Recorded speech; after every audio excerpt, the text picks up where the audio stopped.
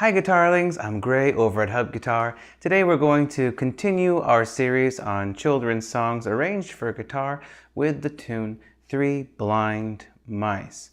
Now, I don't know if you know this, but this tune has a kind of gruesome history that I'll leave you to find out for yourself, but most of us know it as the popular nursery rhyme. So here we go.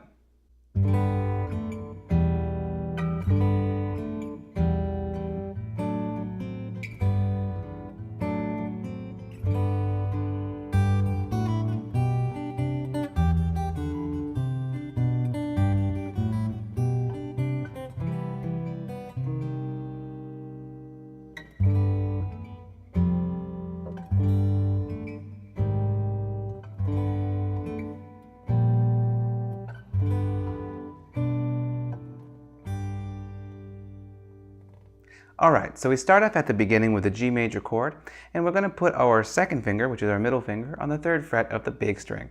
We're going to use our right hand thumb, index, middle, and ring. That's your Pima, P-I-M-A, and you're going to pull all of those strings in the chord, and then you're going to use your index finger to grab the next note. That's why we started with our second finger, because we need our index finger available for the next note.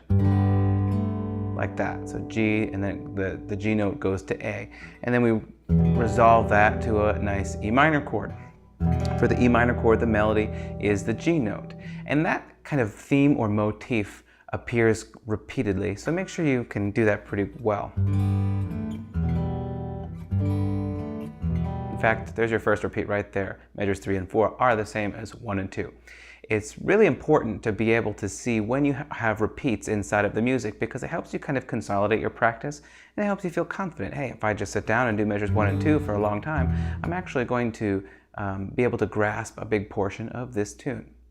Our next theme starts on measure 5. It's a D major chord. It's actually an inversion of the D major chord, which just means that D is not on the bottom. We've got A in the bottom. So it goes A, F sharp, A, and D. And then we have to do that with our third finger on the fourth fret of the fourth string, first finger, index finger on the second fret of the third string, and middle finger on the third fret of the second string. And we do that because then we can reach the fifth fret with our pinky. There's basically no other way to do that. Then we resolve that to the G major chord. And that motif also repeats. There's a lot of repetition in most music, but especially nursery rhymes, right? There's going to be plenty of it. Okay, so after this, the melody kind of speeds up a little bit, so we're not going to have full chords supporting the melody anymore. We're going to do something that sounds a little bit more like counterpoint, or with a moving bass line underneath the chords. So, however, each of these bass notes is taken from the kind of implied chord of what's going to support the melody. So we start with measure 9. We've got our third finger on the third fret of the high E string, and then we've got our second finger on the third fret of the big string. So that's basically a G chord. Then we put our index finger on the second fret of the first string and play that with the open A. Now you can just do a pull off and a hammer on if you like, or you can repluck, kind of up to you there. And then we're going to go to this G over B kind of shape. So again, G is in the melody. You can use your third finger or your pinky to get that G on the third fret of the first string. And you're probably going to have your index finger on the second fret of the fifth string. Now if you used your fourth finger, that would be ideal, because then you can put your third finger, which is your ring finger, on the third fret of the second string without disturbing anything about that initial chord. So your goal would be to pluck that and then pluck the next melody note. And you can, if you look at my guitar, you'll actually see that after I do those two notes and I do that third note, all three of them are now ringing together. I did not interrupt any of them to get to that note. And then we move our bass using our middle finger now onto the third fret of the fifth string. So altogether, measures 9 and 10 look like this. And then we've got a pretty similar idea in measure 11, maybe with a little bit of a different bass. A little bit more repetition in the melody. Da, da, da, da, da, da, da, da, da. Measure 13, similar idea. Make sure you kind of hold that chord, the 3 and 3, until you get to the C, which is on the first fret of the second string. So now at measure 14, I want to go for that at the last moment so I can get a lot of sustain.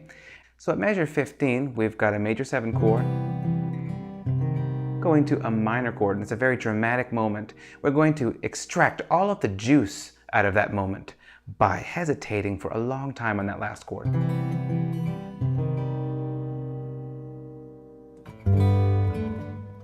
So beginners oftentimes are pretty hesitant to be dramatic, right? They are nervous. They want to get to the end of the tune as quickly as possible. So I suggest that whether you're beginner, intermediate, or even advanced, you try to consciously resist that tendency to push forward to the end of the tune and try to drag on these moments until they become almost uncomfortably long, because then the listener will feel a lot of comfort when you finally do move on. So listen to that.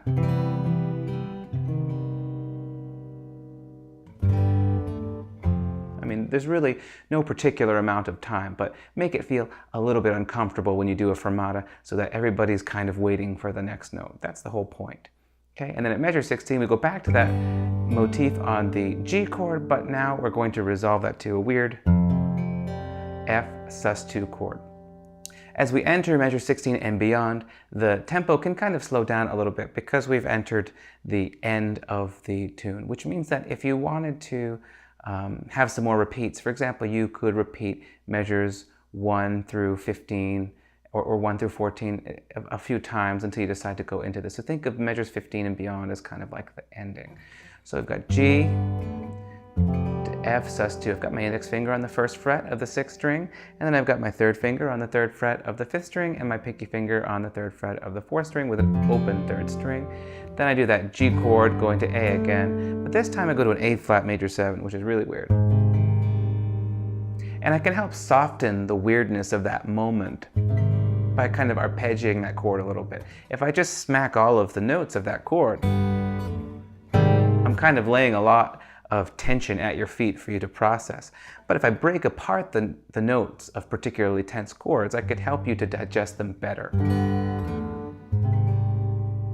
So I both soften my tone a little bit, and I also try to break apart that chord a little bit. Then we're going on to measure 20 now, again with this idea, but now we're going to a B flat chord, which is just up a couple frets from the A flat chord, like that. And now we're going to finish it out at measure 22, just like that. So it's just G again, G over B, and G. Now there's a G at top. So when I was a kid, this was one of my favorite nursery rhymes. I hope you like it too, and I hope that you practice it and can share it with someone you know, maybe play it for some kids that you know. If not, it's a great short little tune to work on your fingerstyle guitar playing. That's it for 3 Blind Mice. Thanks for watching.